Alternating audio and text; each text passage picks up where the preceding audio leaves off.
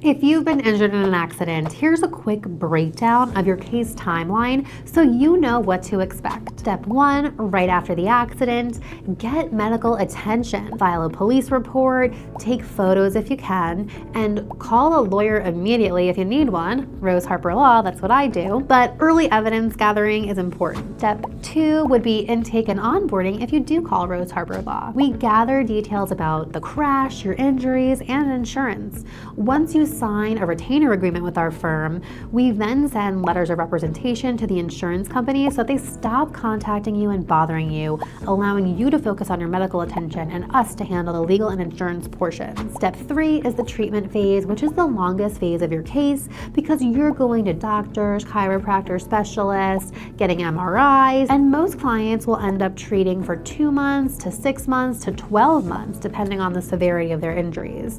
Step 4 is reaching maximum medical improvement.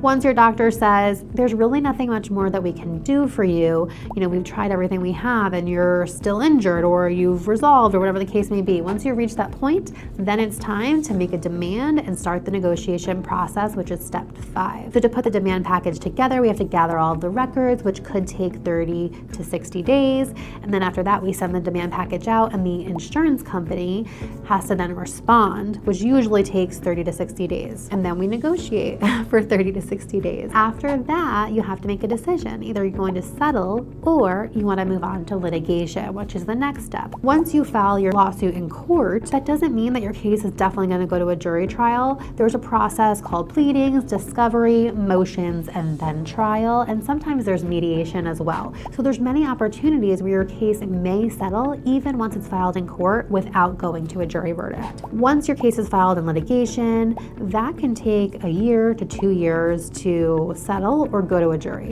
My name is Rose Harper Law. Hopefully this has been educational and helped you to understand the timeline of a personal injury case.